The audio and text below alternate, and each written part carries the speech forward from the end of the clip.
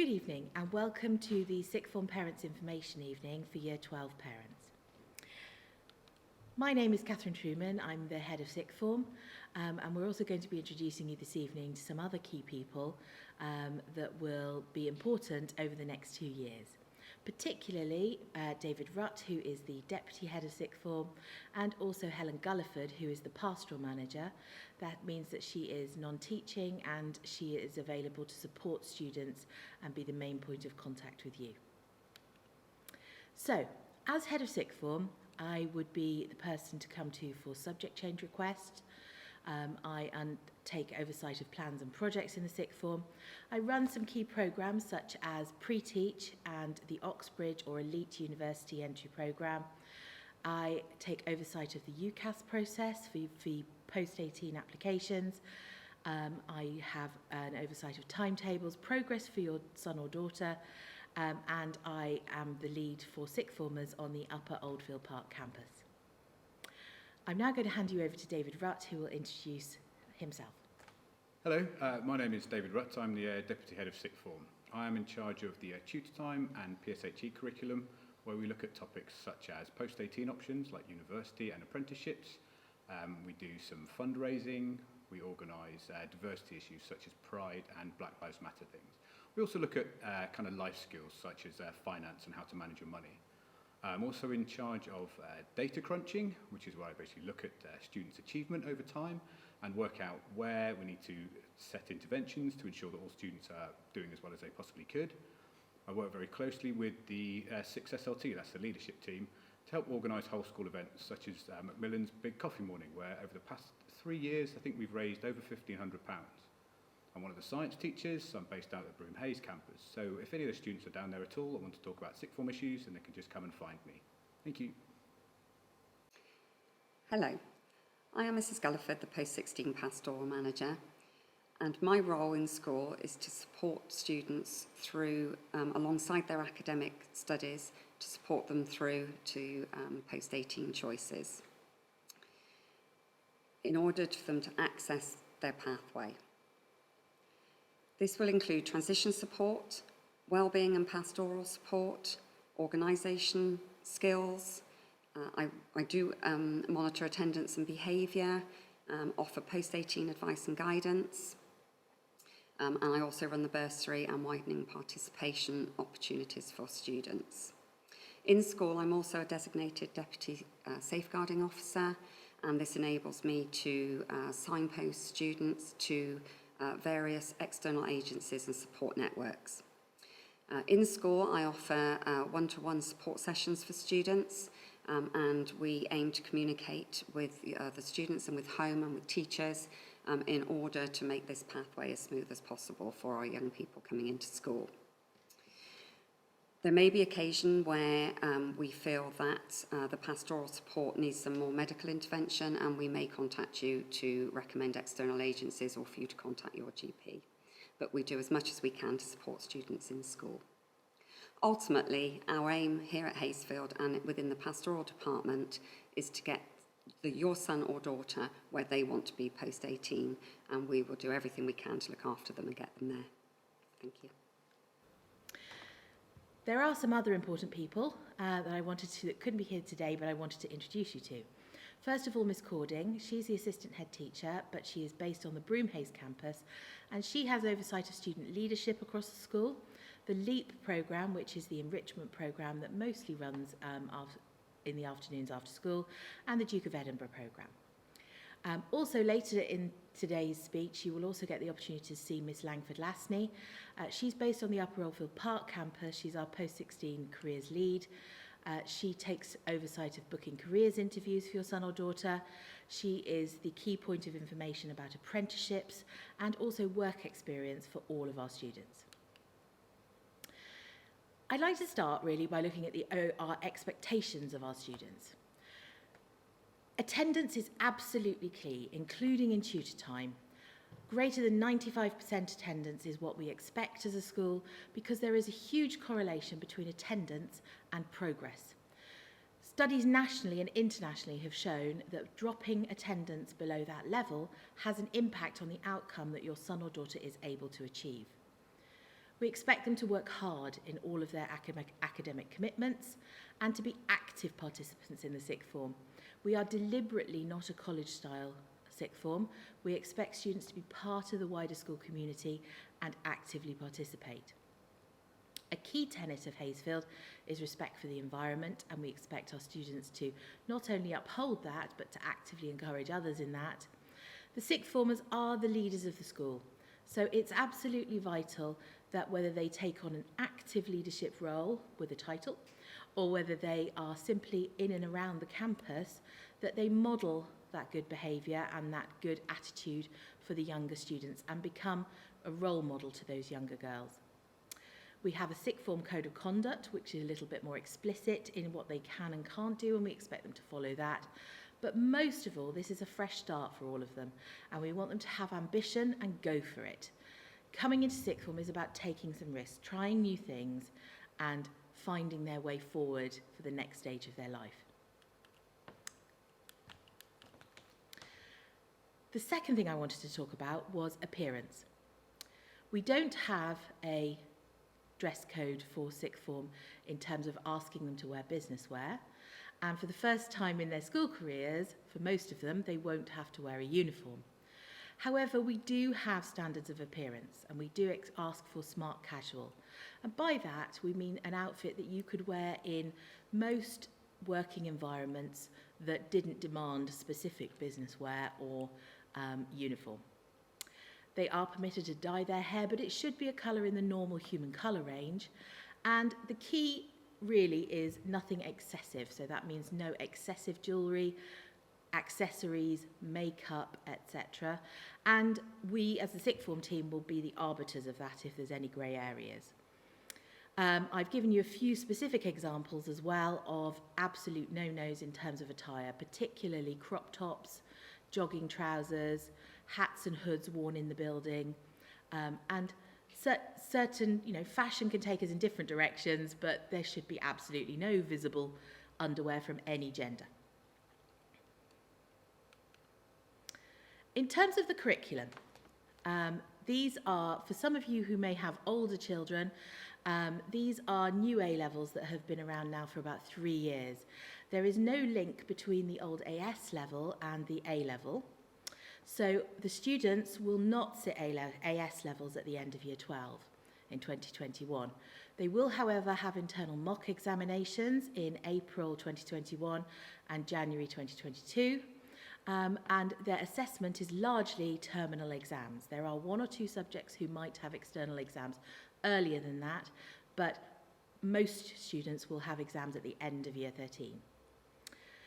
So as a result, because they're not sitting external AS exams, the subjects they are studying at the beginning of Year 12 will be the subjects that they are studying at the end of Year 13. So they will study 3 or 4 subjects for the whole of the 2 years.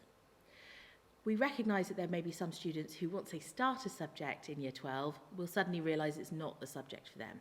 That's absolutely fine, but they need to come and see us in the first couple of weeks to make those changes, and the absolute cut-off for any subject changes is the end of September.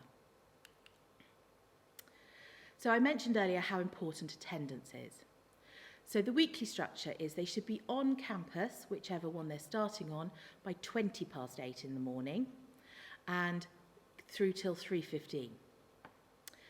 It may be that in the short term we have to make temporary arrangements and differences because of the COVID situation, but moving forward, this would be the structure beyond that we would expect them to adhere to.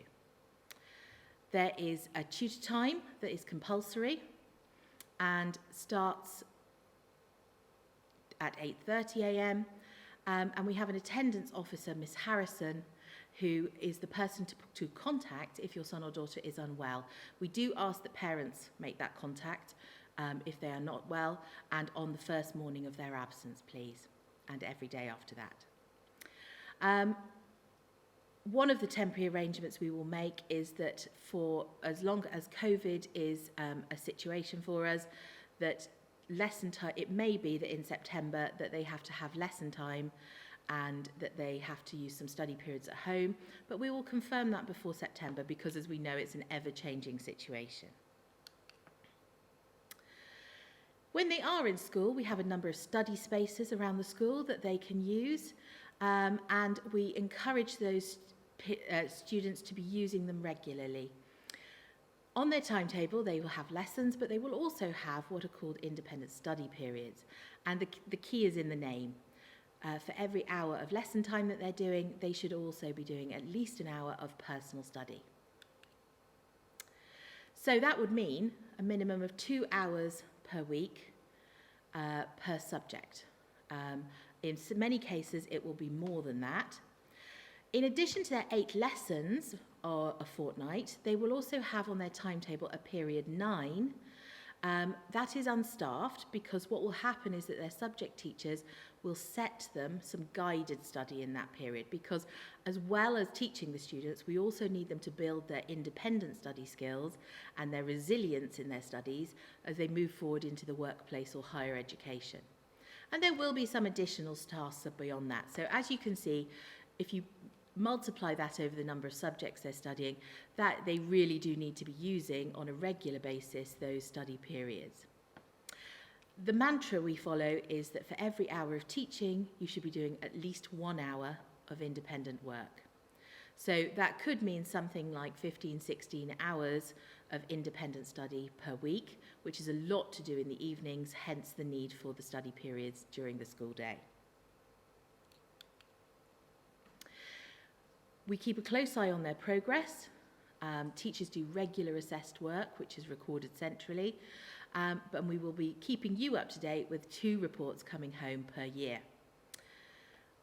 In relation to those assessment points, students will set goals and monitor their progress using the subject impact reports that they complete with their tutors, and they'll review it regularly with their subject teachers after each assessment point. If you ever have any concerns or worries about this, or you want to talk about your son or daughter's progress, in the first instance, please contact their subject teacher via information at Hayesfield, but also do feel free to go to their tutor or to the sixth form team, and we'll do our best to help you with that.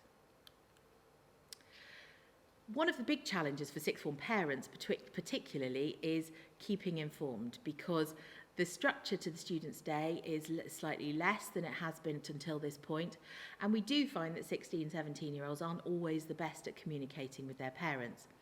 So the school bulletin is published by email every Friday, and there will be sixth form entries in there. The students themselves receive a weekly bulletin on a Monday, which is emailed to them and is also available via Utilise on the school network. And this is basically their sort of note sheet for the week. It tells them where they have to be at certain times, if there are any deviations from routine. It gets out key messages to them, and also shares lots of opportunities like open days, apprenticeships, even part-time jobs. Please ensure that we have centrally in the school an up-to-date parental email, because that is our main method of communication with you. The school website is also updated regularly, and key messages will go on the banner on the front page. In terms of social media, we do have a Twitter account, Hayesfield 6th, where we also will put out some information as and when something interesting to share arises. The key focus of this talk is how you can support your son or daughter as they go into the sixth form and through there. First and foremost, please encourage, if they say they have no work to do, that's not the case. We have on the website wider reading lists, so that particularly at the start of Year 12, where they can have less homework, they can be using those to build up the ground foundations for their study of that particular subject. On the sixth form website as well, we also have personal learning checklists for every subject. And these are lists of key things that they need to know, and they can be rating those, red, amber, green, as they go through, so that they are reflecting on their learning and their own progress. Additionally, on our website, we have also lots of subject information, even lists of books that they can use, or local visits or internet sites and events that they can attend for those subjects. The reason we do all of this, and the reason we would encourage you to support your son or daughter on all this, is if they then go on to apply for higher education, the key phrase when they're applying for any subject is that they have gone beyond their taught course. Thousands and thousands of students will have studied the A level in that subject. The universities will want to see that they have gone above and beyond, broader and in more depth. The key thing there is standing out from the crowd, and there's lots of fairly straightforward ways that they can do that. More and more, particularly after the last few months, universities are providing online open lectures. Goldsmiths and UCL in London, for example, regularly offer a range of lectures on different topics. Students can get involved in university preparation courses. Locally, we're very fortunate to have two. Bath University runs something called On Track to Path. If they get 6 grade 6s or higher at GCSE, they're eligible for that, and has a number of subject programmes that run over the course of a year. Bristol University also runs Access to Bristol. They will take applications from students who have the potential to achieve AAB at A level, and that generally means students who are coming in with 7s and above on average at GCSE. And they have a plethora of different subject courses where they can go over to Bristol University, usually for 8 weeks for half a day each time. And they can meet current students, experience lectures, work with lecturers, really, really exciting opportunities. And in both of those cases, actually, if they successfully complete a course, they will get what's called a contextual offer, which means a slightly lower offer for university places, which is a very valuable thing to have. There are a large number, an increasing number of universities offering summer schools. And this year, most of them have taken place online, but actually normally they go to the university for several days in the summer between year 12 and 13. So Leicester University offers a space camp, London Met has a really strong business school, UCL has a huge number of weekly courses from about 30 plus different subject areas. Oxford University offers a unique summer school from a range of different subjects. And there is an organisation called the Sutton Trust, which works with a large number of UK universities, such as Cambridge, Durham, Bristol, providing summer school experiences for students who are either first generation going to university or have accessed the sixth form bursary or have come from a pupil premium background in their earlier schooling. So there are plenty of opportunities about there, and that's what we mean by taking risks, taking the opportunities out there and trying these things, because they can open your eyes to great possibilities beyond that point, beyond sixth form. Also, I'm sure many of you have heard of MOOCs, Massive Open Online Courses. These are short, often university level courses run by universities worldwide through various platforms. One of them, for example, is called FutureLearn. And regularly, every week, they start courses in anything from healthcare to languages to history to science. And they usually require a couple of hours study for about 3 or 4 weeks. They are by and large free, as long as you don't mind not getting a certificate at the end of it. But you can then put those into your personal statements when you're applying for university. The other thing, and we would be really grateful for this, is we would like to use your expertise. We'd like you to offer careers talks, and if you can contact Miss Langford-Lasney, who you'll get a chance to meet later in this talk, she'd be very grateful. Equally, we like to ensure that our programme of education also includes life skills. So if anybody's a mechanic and would be willing to come and teach some basic car maintenance, or if anybody has a first aid qualification and would be willing to come and help instruct some students in that, we'd be really, really grateful with that. And in that instance, please contact Mr. Rutt at d.rutt@hayesfield.com. The other advantage we have is Bath itself. There are a huge number of opportunities in a normal year to do those things. So we have cultural events, festivals coming out of our ears, museums, archives. British Science Week always has events often linked to Bath University, art exhibitions. Bath has a historical association which organises regular talks from academics from all over the country. The Royal Literary and Scientific Institution has a lecture series. Bath University runs a Minerva Open lecture series. It's all on our doorstep, and again, it's about taking advantage of those things. It doesn't require a big budget, it doesn't require a lot of effort. The students here are at a real advantage just by where they live, and they need to take advantage of that during their 2 years here. One of the things we do encourage is that students have the opportunity to balance their studies with other important skills to learn in the world of work. So many of our students will want to take on part-time jobs, and that's great. That's really helping them to mature, but there is a balance to be struck. And we do find that anything more than 10 hours in paid employment a week has a direct impact on their schoolwork and their outcomes. We don't authorise any term time holidays, including music festivals. Just in terms of tackling possible preconceptions, term 6 is very much an academic term in year 12. Holidays are wonderful times to have a rest, but they're also very useful for planning work experience, developing life skills like learning to drive, as well as relaxation. I thought it would be important to tackle a few myths that sometimes swirl around sixth form education. It's okay, I don't have to go in today because I have no lessons. Not true. Students are expected in at all tutor sessions and all lessons. If they have a day with no timetabled lessons, which can very occasionally happen, then they can come and talk to us about setting up an ongoing half-day work experience which can go on their timetable.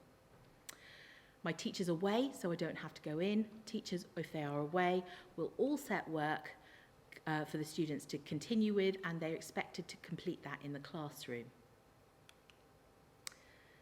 It's okay, in sixth form you can wear whatever you want. I hope I've already addressed that. Smart casual, nothing extreme. They've collapsed the timetable today for some workshop thing. I don't have to go in unless I want to. Not true. 3 times a year we have something called an Ignite Day, where the timetable is collapsed across the whole school, but there are always really important activities planned for the year 12s and 13s, and they do need to attend that, please. Once I've finished my internal exams in the summer term, I don't have to go back until September. Believe it or not, we've had a couple of people have tried that. Not true. Next year's summer term does not end for year 12 until the 16th of July. So I also wanted to talk about some of the qualifications that you can undertake in addition to your 3 A-level subjects. The first of these is the EPQ, Extended Project Qualification. It is not equivalent to an A-level, it's equivalent to half an A-level, so it's something that students would choose to undertake in addition to their other 3 subjects. It's a really exciting qualification because it enables them to undertake an independent research project of their choice. They do have a taught lesson, 1 hour a week for year 12, but that's where they cover the study and research skills that they will need to enable them to do this, and also uncover the mysteries of the project log, which makes up half of their marks. So they can, for example, if they were unable to fit an A-level they were interested in into their timetable, they might want to explore some aspect of that subject through an EPQ. Or if they have a very clear goal for their post-18 studies and it's not something that's offered at A-level, for example, architecture, they might want to undertake an EPQ in that area that they can then use as evidence for their later application. It's something that they study through year 12. The essential write-up takes place in the summer of year 12, and it's handed in early in year 13. So it's well out of the way when they're doing the final push for their main 3 subjects. They don't have to decide yet if they would like to undertake this qualification. Every student in year 12 will do some of the early sessions through their PSE programme, and then in October they'll have an opportunity to decide if they wish to carry on. One of the key things actually about EPQ in terms of currency is there are a growing number of universities like Southampton and Sheffield who will, if they achieve an A or A star in their EPQ, will actually give them a lower offer for their other 3 A levels for the courses they're applying for. The other qualification that they can take in addition is core maths. And this is a level 3 certificate equivalent to half an A level again. And it is post-GCSE applied maths. So there's some finance in there, there is some statistics in there, key skills that are absolutely vital for supporting some other studies. Since 2017, there are some A-level subjects where assessment includes 10% of the marks for maths skills above GCSE level. So that is all the sciences, geography, psychology, product design, textiles and business. So if you are taking one of those and you've got a grade 5 in maths at GCSE, it's a good idea to possibly take core maths as well, because you will be building those math skills that will be crucial to access the high grades in those subjects that you are studying. It's not another full commitment in terms of timetable. It's 2 hours a week for 2 years and exams at the end of year 13. But also valuable university entrance points to add to your other qualifications to try and reach for the courses you're aspiring for. I'm going to stop there for now and hand you over to Miss Langford-Lasney, who is the Post-16 Careers Coordinator, but also runs work experience for all of our Year 12s, and she'll be able to tell you a little bit about how and when that takes place. Thank you. Hello everyone, I'm Miss Langford-Lasney and I'm the Careers Leader for 6th Form at Hayesfield. I'm going to talk to you today about work experience in Year 12, but I also coordinate our independent careers advice, careers across the curriculum, any non-university pathways, so apprenticeships or employment, and careers events across the school. So the world of work is changing fast, even faster in the last 6 months than maybe it has been before. And we're all moving into new patterns of working, and work experience is really the best way for our students to get a taste of the working world. We expect them to complete 5 days, so it's a substantial placement, and those will mostly take place in our July Enrichment Week. The students are primarily responsible for organising their placement. Of course, we'll support them. They'll get a lot of support through the tutor programme, but it is a chance for them to pursue their own interests and find something that is going to be most rewarding for them. We work hard to prepare our students for working life, but we are a school, and the environments that we can provide are limited by that. The students are familiar with us, they're familiar with the building and the protocols here, and they get something different from a work placement with another business. The process of finding their placement also gives them a lot of opportunities to build employability skills that they could use in job applications. And on placements, they build a huge range of skills, of course employability, but also a huge range of life skills just from undergoing that experience. And finally, I suppose, work experience gives them an opportunity to find out what they like about work. So they might end up in a career similar to the one that they're on a placement in now. Maybe they won't, but for sure they'll find a lot of pros and cons and things they like and dislike about the role that they're in on their work experience placement. And that is a hugely important part of their journey towards professional life. So you can see here some examples of where our students have been in the past. We often think of the larger companies, the sort of headline names for work experience, but remember that most people in the UK are employed by smaller businesses, smaller medium-sized businesses. So don't underestimate what they can offer us as well. And also don't underestimate your own connections. You will know people in business through neighbourhood networks, friend networks, and professional networks, and you might be able to find something to support your child in that. We also have a database which you can, which is the tutors will be able to access, and that can give you some ideas of successful placements that students have undergone in the past. So as we're searching for work in the real world, searching for work experience can involve quite a bit of research. Your support will be most appreciated by your sons and daughters. We collect all our parental consents by December and our business consents and insurance documentation by April, so we're ready to go for our July dates. You might be able to offer placements for just other students in July, in fact, from your own professional lives, and we'd love to hear from you if that's the case, and you can email us at careers@hayesfield.com. So thank you very much for listening to all the information tonight. We hope that's answered a few of your questions. If you have further questions, the first point of contact for you is your son or daughter's tutor, and hopefully there'll be some really exciting plans in place for them where they can go forward and have some great adventures. Thank you very much.